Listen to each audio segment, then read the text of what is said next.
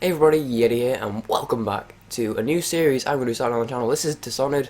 If you don't know what Dishonored is, it's basically a sort of first-person stealthy assassin game. Or not stealthy, you choose, but it's basically an assassin game. It's pretty cool, you should play it. It's actually on sale on Steam at the moment, so go and check that out. But this is a challenge series, so basically the basic rules, there are some sub-rules which I'll explain in a minute when we get into it. The basic rules of this, I have to get all the collectibles. I obviously have to beat the game as well, but all the collectibles, so all the runes, all the paintings, and all the bone charms, and I need to get all of those without, I've got to do it ghost, so I'm never allowed to get detected, and I'm going to do it non-lethal, so I'm never allowed to kill anyone. So it's non-lethal, it's ghost, and it's all collectibles. We're going to jump right into this, so for those of you familiar with the game, Returning Home is the intro. I'm starting from the prison. Now the reason for this is just because the intro is essentially, if you include the very first cutscene, it's 4 unskippable cutscenes and 1 unskippable sort of long bit of dialogue. So I'm not going to do that because it's really boring. There is one bit where you fight 3 assassins, but it's still really boring because something that's kind of funny with the assassins, which most people don't know, that is basically a tutorial. So what you can actually do with the assassins is just stand still and let them hit you over and over again, and then when your health gets to the bottom, they just despawn and the cutscene starts. So you don't even need to fight them, which is kind of funny. Yeah, seeing as though this isn't like a challenge, well no, this is a challenge series. Seeing as though this isn't like a let's play or anything, I decided to just skip the intro because it's just the exact same thing every time. Okay, so sort of sub rules. He's gonna come back. That's kind of awkward.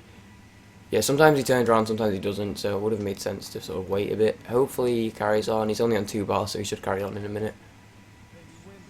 Maybe win or something, okay. Fuck. So I need to be careful there, because the guard patterns, usually each guard will do 1 of 2 patterns, and he's doing the bad one here, basically. Because there's a guard on the bridge above us, and I need to take this guy out without the guy above us seeing him. Otherwise his pattern will be thrown off. Okay. But yeah, so what was I even talking about? I don't remember. Let's talk about the sub-rules. Was I talking about sub-rules? Did I start talking about the sub-rules? Let me talk about the sub-rules. So I'm playing on normal. Now, I know some people would be like, oh, I'll play on like very hard. I've actually done this challenge before on very hard, and honestly, I don't think it makes it much harder. It just makes it a bit more boring, if that makes sense. Because basically, I'm going to be using Blink a lot. I'm going to be using that power a lot. So a lot of the time, when I was doing this on very hard, I was literally just sort of sat around waiting for my mana to recharge. And it didn't add any more challenge, it just meant that I was just sat around a lot more often. Because obviously I'm not fighting anyone. So, you know, it's kind of a bit of a weird one, honestly. I'm just grabbing some money here, so I can maybe buy some... Well, I at least want to max out on sleep darts, but maybe buy some upgrades too. There are a couple of updates which I would like. So I need to choke this guy out before he starts talking. Okay. And I'll explain why. Now, actually, there are a couple of more things I can explain with the sub-rules. Yeah, this episode is going to be a lot of explaining stuff, so sorry if you're not really into that, but basically, if that guy starts talking, this second guy, obviously he's aware that he's in the room because he's talking to him, so if you choke him out, he basically, he has money on him, I think, yeah. If you choke him out, then obviously he'll recognise that you choked him out because he's not talking anymore, but if you get him before he starts talking, then it's easy. Okay, these guys, it's way easier to just hop around.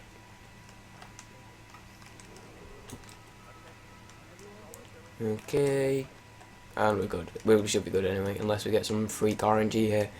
Yeah, I'll explain the guard RNG a little bit later on. There's a bit that shows it off pretty well. So collision in this game is kind of weird. I just got pushed off that pipe. Oh really? I'm back here. Okay, I'm gonna have to redo that real quick. Yeah, I basically just got pushed off the pipe for no reason and landed on the guy's head, which is quite unfortunate. Yeah, we're just gonna hop across here. This is the best way of moving, in my opinion. Is it happened again. Why do I keep getting pushed off it? Can we drop a bit earlier then? There we go. No, choke him. But yeah, so I'm allowing myself quick saves. For the pure reason that, again, I've done the first mission. I didn't do any other missions just because I just wanted to test it. But I basically did the first mission without quick save, and it was just way more boring, honestly, because I basically just found myself using like really safe strats, so I didn't need a quick save. Also, I'd like not need to reload. But if I'm allow myself to quick save, then I can do a lot more like riskier, sort of more interesting strats. And that's basically it. It basically just not being able to quick save just made me be doing the sort of boring stuff. So I think being able to quick save, I can do more interesting things, and that's what I want. I can't get up this rock because I'm stuck. These guys didn't notice me. Yeah, if these guys don't notice you, they just sort of stay completely frozen. Because it is the game at this point. There are a few things in this game where they sort of expect you to do certain things, and there's a really good example of that in the first mission, which I'll explain when I get to it. But sometimes, so say for example, those 3 guards, they just assume that they'll notice you. Like, those guards just aren't supposed to not notice you, which is really weird considering, obviously, playing through the game, Ghost is obviously an option and is kind of encouraged, so it's weird that those guards haven't been programmed properly to not notice you, but there are some weird game design decisions in this game. So for the intermissions, I'm just going to sort of go through relatively quickly, because this isn't like a story let's play or anything, so I'm just going to sort of go through those. Is there anything else? Yes, there is, and this is probably quite a big one. I am going to allow myself to use some glitches in this. Now, I'm not going to do any big glitches. Like, say for example, the biggest skip in the game is called the prison skip, and as you might be able to guess from the name, it skips the prison. I'm not going to do anything like that because obviously it would make the challenge too easy, but I'm going to allow myself some sort of small glitches and stuff, and I'll explain everything in detail as I do it, just because the thing about this game is I want to do this series as a sort of exhibition of the game as well as a showcase of my knowledge, and I think being able to do glitches would make it a bit more interesting. But yeah, so there's a pretty interesting thing coming up. Well, I mean, it's just a little trick which isn't really a glitch, but I'm going to show it you guys because I'm going to be doing it a lot, basically throughout the entire series. So, as you can see, I have my weapons out. I have my sword out. When you run with your sword, or you move when your sword out, you move a bit slower. Let me just grab some money whilst I'm explaining this. When you move with your weapons away, you move a bit quicker. Now, obviously, if I'm going to be like doing this, like crouch and jumping around a lot, as my main sort of form of movement, obviously I want to have faster movement speed. But I also want to have blink out, because blink is going to be something I'm going to be using quite a lot. Basically, so yeah. So what I'm going to be doing, which is a really interesting little thing, which is really easy to do, is called swordless, which is basically like this, where you still have, obviously it'll be better later on when I have blink. I'll still have blink out, but I won't have my sword out, so I'll be able to move quicker, even though I have my blink out. So the way you do this, as you can see, when you put your weapon away, Corvo does this little animation for his sword. If you click whatever you have your button for the left hand to be, say if you're on console, you can do it like left trigger, or I think my default on PC is right click, but I have it as left click. So you just hold, so I hold E to sheath, and then I click, and then it pulls my weapon back out. And it's super simple to do, like it's not even difficult, but yeah, I just want to show that off because when I'm doing like speedruns of this, that is my most asked question by far, is how do I do that? It's usually how do you do the sword thing. Okay, let me just try this once. So this is where I wanted to explain guard RNG. Okay, we got it. So the guard head movement, so guard patterns, usually a guard will, most guards have one specific pattern that they'll walk across. That's kind of bad. Let me just wait for that guy to move. He's usually somewhere along here. He's very rarely on this side, but he can be. I think the best thing to do if he's on this side is just to wait for him to move onto this side. Okay, yeah, there we go. But the main thing with RNG with guards is their head movement. Guard head movement is actually surprisingly random. Oh, by the way, I've said RNG a few times. RNG stands for Random Number Generator, which is essentially just randomness in games. If I ever say anything in the game where you don't know what I mean, like a certain phrase or something, then feel free to ask me in the comments and I'll let you know. So I'll be calling mana potions mana pots and pots. Like pot is just like short for potion pretty much, but yeah, if I ever say anything and you're like, wait, what does that even mean, then just ask me in the comments, I'll let you know. And swordless is the thing without the sword. So this is the end of mission screen. I'll talk about this briefly. So you can see, didn't kill anyone, I got the tick. Never detected, I got the tick. And then here we've got all the collectibles. Obviously there weren't any in that mission. I'm not going to be collecting all the coins, just because that'd be ridiculously tedious and boring. I do know where all they are. They all are, that's the sentence I wanted to say. Because I do speedrun 100% as well. I actually have the world record in 100%. but that'd be really tedious and it'd take a while, so I'm not going to do that. But what I'm going to do is get the runes, paintings, and bone charms. But yeah, so I've already forgotten what I was talking about. Guard head movement is random, and sometimes, so that bit where I threw the bottle in the corner and then shot a crossbow, sometimes the guards will, usually it's just the guy with the hat, but sometimes they'll both do it, where they'll essentially just turn around, their heads will turn and see you as you're jumping past for no reason. Sometimes they'll just stay looking in the corner. It's kind of random, but you get used to it. But yeah, so that's pretty much the main stuff I wanted to explain with the series, with the rules and sub-rules. So basically the main rules are obviously my objectives, and then I have like my sub-rules of I'm allowing quick saves and glitches and stuff. But yeah, so this is the intermissions. I'm going to do this intermission, because this one's really, well, this one's probably my favourite intermission, because we have the Outsider Dream where we get our Blink ability, which we're going to be using a lot, because it's the greatest ability of all time. And then we have Campbell, which is the first mission, which I'm also going to be doing this episode, because I don't want to just have the sewer and the prison in an episode, because the sewer and the prison are very boring.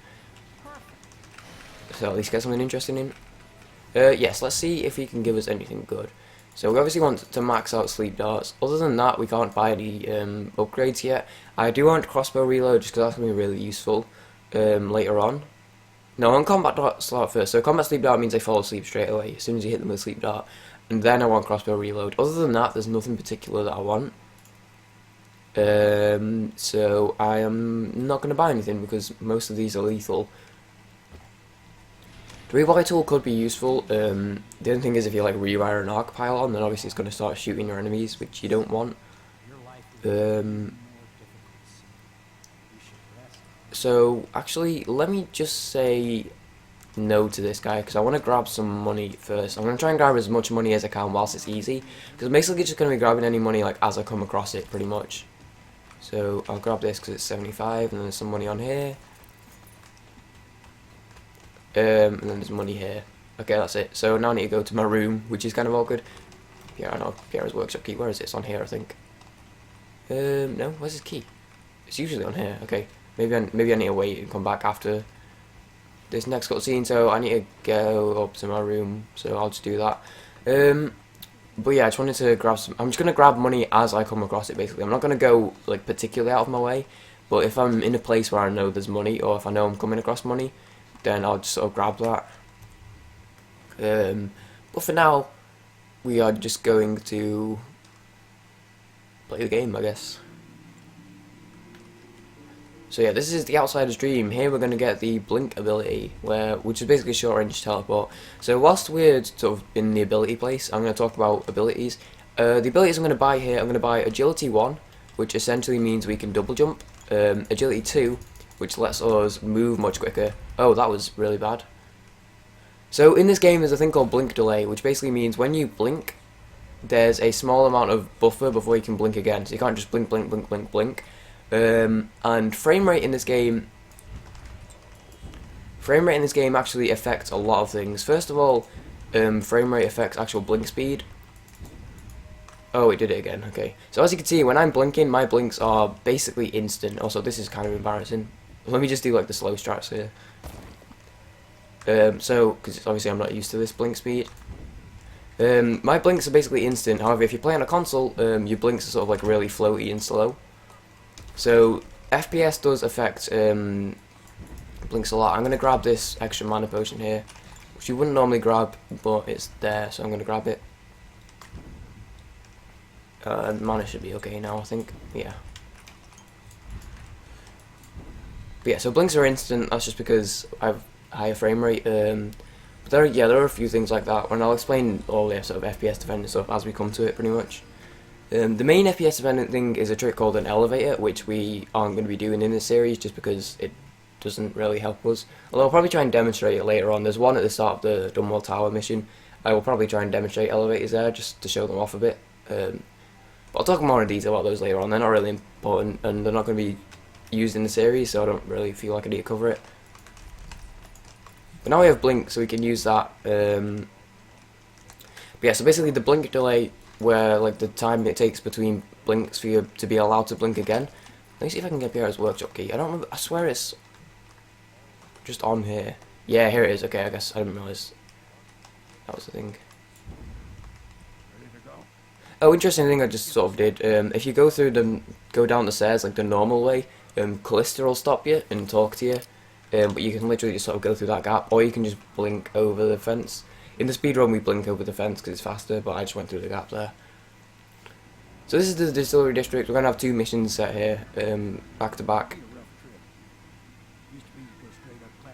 But yeah, so blink delay, your blink delay will be slightly bigger if you have lower FPS. And I have lower FPS because I am recording in HD. Usually when I'm recording or streaming, it's only, well, yeah, when I'm doing like local recordings or streaming, I only stream in 360p, just because my internet isn't great. And also I am playing on high settings, but usually we play on like low settings, because obviously we need higher frame rate to do a skip, because the prison skip needs about 180 FPS to pull off. I won't go into detail why, because we're about to get in the game, but to get 180 FPS you have to have like the settings pretty low. But I'm playing on high now, so for the sake of the series, I'm playing on high, so obviously my frame rate isn't as high as it would normally be, so that would be why my blink delay is a bit higher. I don't know why this isn't working. That's a pretty hard blink, but I usually don't fail it twice. Whoa, that's really good luck. Okay, Spiritual Pull, at least from a speedrunning term, is the best bone charm of the game. You regenerate mana slightly faster. So in the all collectible speedrun, Spiritual Pull, you essentially want Spiritual Pull because it means you have a lot more mana. So if you get Spiritual Pull, that's basically what you're looking for. Whenever you pick up a bone charm, you're looking to see if you've got Spiritual Pull in the speedrun.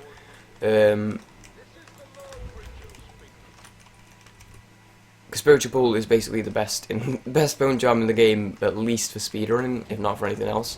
Although it's going to be really useful for this series, so that's kind of funny.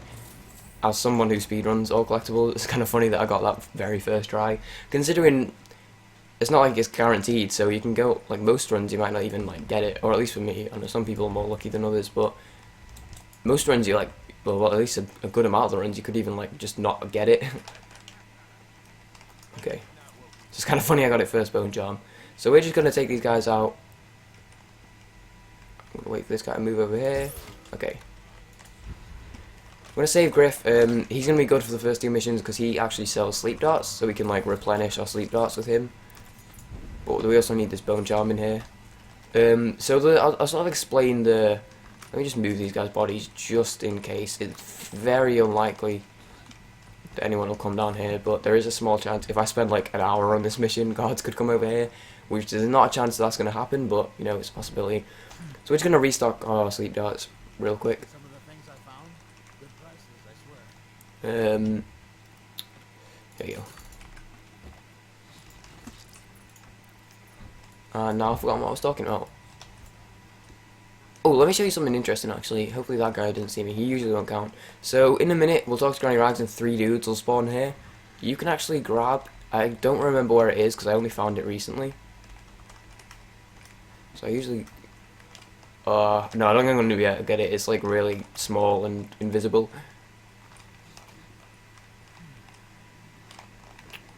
No, okay, never mind. I'm not just going to stay here forever trying it. I really want to get it though. There it is. Oh, I saw it briefly. Okay, yeah, here it is. So this is the pouch. 2 of the 3 dudes that spawn have pouches on them. For some reason, you can grab both the pouches early because the game does this sometimes. It basically spawns in an item. I guess it was just one of them then. Yeah, the other one sort of disappeared now. The game basically spawns in items that are going to be in the game before it actually needs them, and it just makes them invisible. So basically, there are going to be 3 guys, 2 of them will have pouches. Although the guys haven't spawned in yet, the pouches are still there, even though they're invisible, so you can grab them early. I just thought I'd show it off, just because it's pretty interesting. So, in theory, then... I only found it, like I said, I only actually found that recently. But in theory, one of these guys shouldn't have a pouch on him now.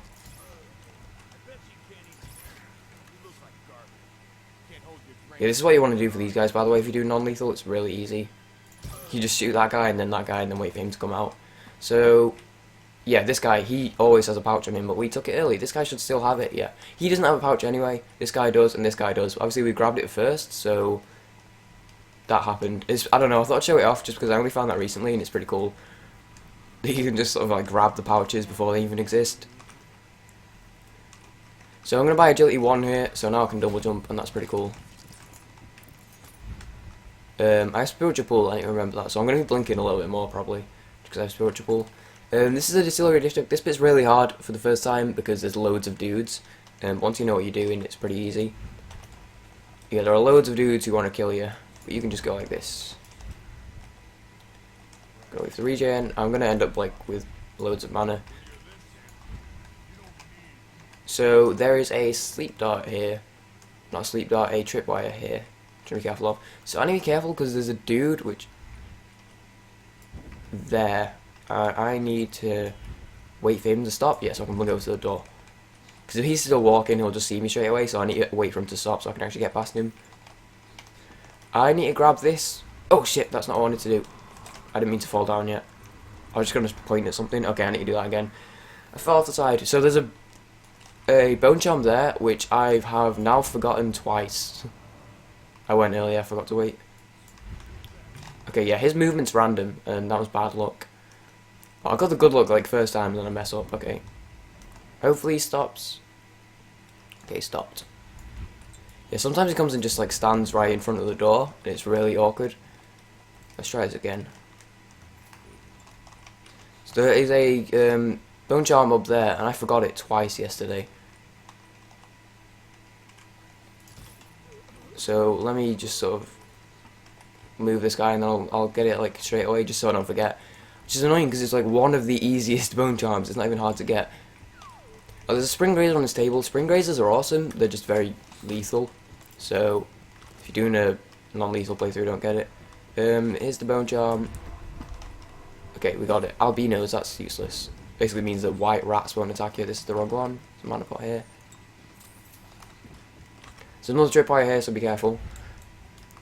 Then there's usually, that guy's usually there, and then these two will be having a conversation, so you can just blink over here.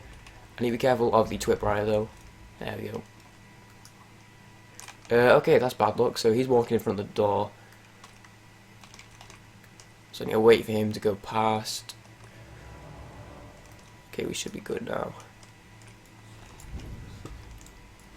Okay, we should be good now. Everyone good? He's there, so I need to go over. I fell through a hole in the corrugated iron. Nice.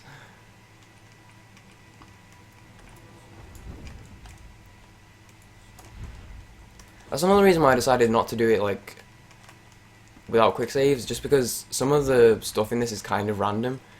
Like what just happened there is I fell through that hole, which is kind of funny. But some of the like the guards and stuff, some of the patterns are kind of random. So I was like, it'd be kind of unfair to say no quick loads because I might just like lose and it wouldn't be my fault. So I didn't want to do that because I actually want to do this series because I'm looking forward to it because it's fun. This is my favorite game like of all time. So I'm gonna do a my top 10 games at one point, hopefully relatively soon because I've actually written the list, which is the hard bit for me, is deciding the list. I'm just not sure when. Hopefully in the next like maybe a couple of weeks. But yeah. And this is like my favourite of all time. Okay, that was an accident. Well, we're fine here though, there's nothing. Actually, let me just talk to Griff first and just restock. Looking for something special? I'm looking for sleep darts.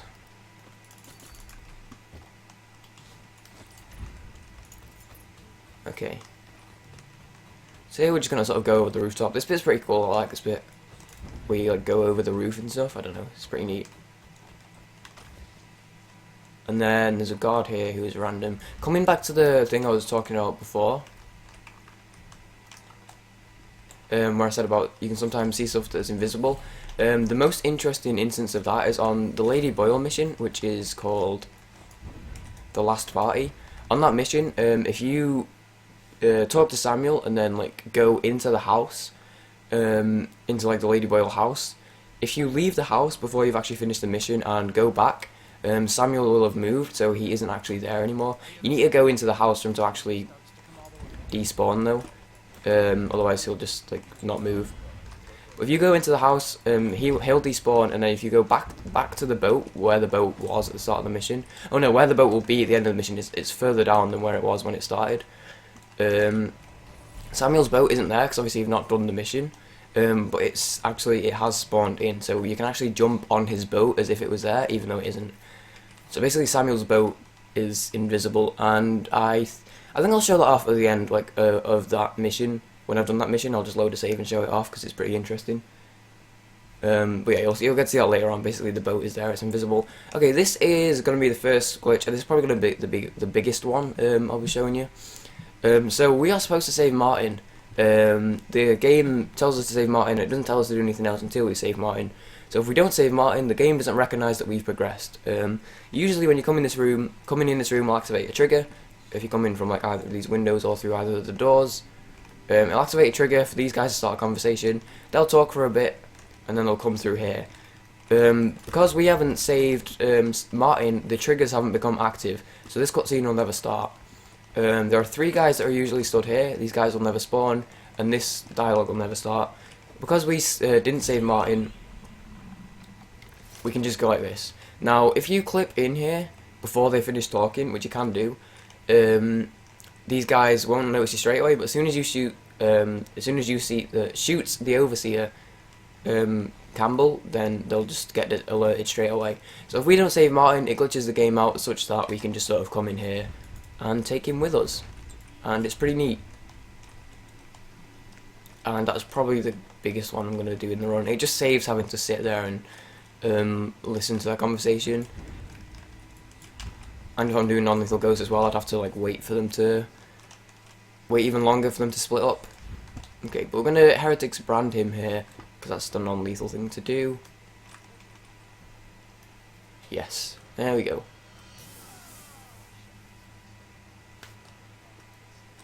So we get the blackmail journal from him, which basically tells us that where Emily is. So oh no, my voice go. Basically tells us where Emily is, so we can just go and save Emily. This guy is fine. I'll blink. You can just like drop down there. It's fine. Okay, this is randomness 2. Yeah, sometimes that guy in the middle. There's a guy in the middle who's talking. Sometimes he'll look over, and there's a guy to the right who is sometimes. He has like 3 different possible patterns, and sometimes he'll like look. And I've done this wrong. Hold on, I need to go back. I'd forgot something briefly. Sometimes, yeah, this is probably the toughest bit. Sometimes there'll be guards, like there's a guard, sometimes an overseer even, that like just stands in front of the door looking through the keyhole that you need to go through. Let me do this way actually. Let me show you another interesting glitch. So all you need to do for this bit is basically just go up the stairs and out the door. But this is slightly faster. We clip out of this. Oh, I need to explain clipping actually. And then we just jump. The fun thing about that floor is actually the floor is pure black, which is the same as the void. So the floor, you need to actually jump a little bit early because the floor does end and you'll fall to your death. But you can't see where the floor ends because it's pure black, so it's kind of funny. So, okay, clipping. I should explain that because I've done it twice now and not explained it. So essentially, that clip I do is called a slip clip. Now, when you lean in this game, your model doesn't lean. What happens is your camera basically disconnects from your body. Your camera disconnects from your body, and if you... Oh, Bloodrock's Heart's another pretty good rune. Yeah, means you get an extra like slot of mana, as you can see. Your camera disconnects from your body, and basically what that means, if you lean in a direction and then run in that same direction at a wall, your camera will briefly go through the wall. Let me see if I can... Okay, you can kind of see it, this isn't really the same, but you kind of see off to the left, my camera's going through the wall. If you sort of turn and clip in the very small window whilst your camera's through the wall, you can blink through the wall basically. And some walls it doesn't work on because some walls are like really thick, some walls are like weird shapes, so it doesn't work on every wall. But basically, yeah, that's something you can do, and that's called a slip clip. And I'll be doing that not too much actually in this run. I'll be doing it here actually, so this is actually pretty good timing for me to time it. So as you can see, my camera goes through the wall there, and if I turn my mouse and then click, I will just blink straight to the wall. So I was up there and I just clipped straight through it. And now I'm going to grab this rune and move on. This is another trick which you only use like twice in the whole run. Blink on Samuel's head, he absorbs all the damage so you don't take any fall damage. You have to crouch when you land on his head. If you stay stood up, when you land on his head, he'll take too much damage and it'll class as attacking him and then he'll fail the mission. If you crouch, he'll take just enough damage that it'll take the fall damage away from you, but he won't actually get attacked. So it's pretty cool. But that's the first mission. Didn't kill anyone. Tick. Ghost never detected. Tick. Got 7 out of 7 runes, 5 out of 5 bone charms, 1 outside a shrine, 1 Sokolov painting. Yeah. We win. We win the game. So as you can see, no hostiles, no alarms rung. They found 3 unconscious bodies. Overall chaos is low. Helped a granny rag. Rescued Griff. Marked Campbell as a heretic. Okay. I'm a heretic and I'm on fire. It was Oedipus. Those holy knights. The holy motherfucking Christ. We win. Okay, so this is probably the only other interesting intermission. The first 2 intermissions are the most interesting ones. After that, it's just like story stuff, pretty much. Like dialogue and cutscenes, which for the most part are skippable. But we'll talk about that as we get to them. So, I'm going to finish because I did it. Hope you guys enjoyed this episode. If you did, be sure to leave a like. I'm going to go ahead and pop down a save here. I can't because it's auto-saving. Yeah, you can't save or quick save whilst the game is auto-saving. Or you also can't quick save whilst you're in combat. So yeah, I hope you guys enjoyed this episode. If you did, be sure to leave a like. That's what more I can possibly imagine. The next few episodes are going to be shorter just because it's just one mission. But obviously in this one I had to do the sewer in the prison as well. But yeah, so I hope you guys enjoyed. My name's Yeti. Sure, follow me on Twitter for tweets, Twitch streams. I stream this game a lot because I do speedrun it. So I do stream this game a lot. So if you want to go check that out, be sure to do so. I have like 226 followers now, so I'm doing pretty well there. I'm like super happy with that. But yeah, so I hope you guys enjoyed, and I will see you guys in the next episode. Peace off, guys.